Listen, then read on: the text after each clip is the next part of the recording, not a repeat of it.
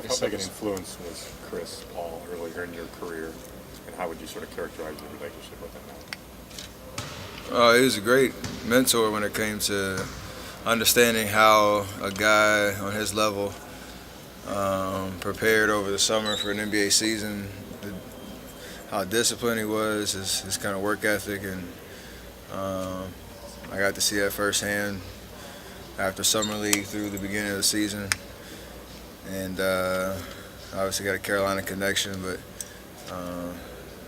he kind of just, I guess, demonstrated firsthand what it takes to be great in this league, and it was a nice little eye opener for me that summer. Work out with him, compete against him, and take that confidence I had into my rookie year and get off on a good foot. And Tony's system and the way he's kind of coached offense over the years. Just creative and caters to a fast, obviously up-tempo game. I guess you call it unorthodox when it comes to the things that he tries,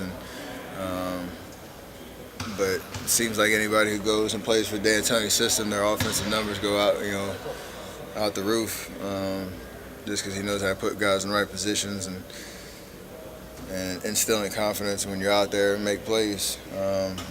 David Lee, who played for him in New York, said a lot about him in that regard of how he kind of empowered the guys that are out there, to bring the best out of them. So he's had obviously a great track record of putting up crazy offensive numbers and whatnot. And as a guy watching teams that he used to coach, it was always fun to watch. What's tougher laterally when you're trying to make a move offensively or slide with guys defensively? Probably defensively, just because you're not in control.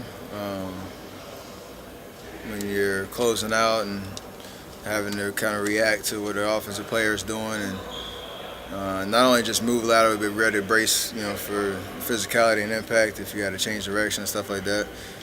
That's the hardest thing to simulate when you're not playing 5-on-5 for almost 6 weeks. So I can go through shooting workouts and mimic pretty much game speed, moves that I want to do with the ball, but when somebody else has it and they're giving you a crossover or trying to put their shoulder through your chest or whatever it is, that's the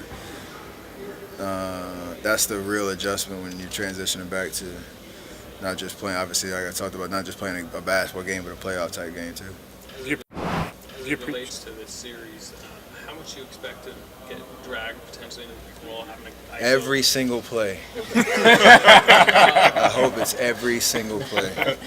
What is your confidence level with the way you defensively slide and guard these guys who are obviously I'll be fine. I mean, obviously, James averages 30 points a game. It's hard to stop, but for anybody in the league. But we've been in situations where teams want to try to pick on whoever.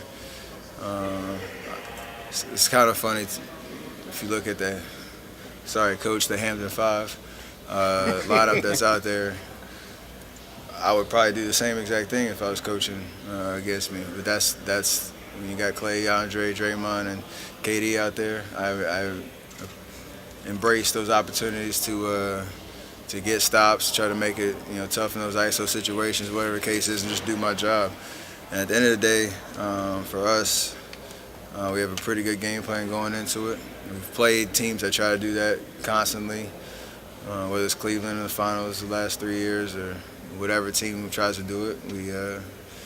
We handle our business.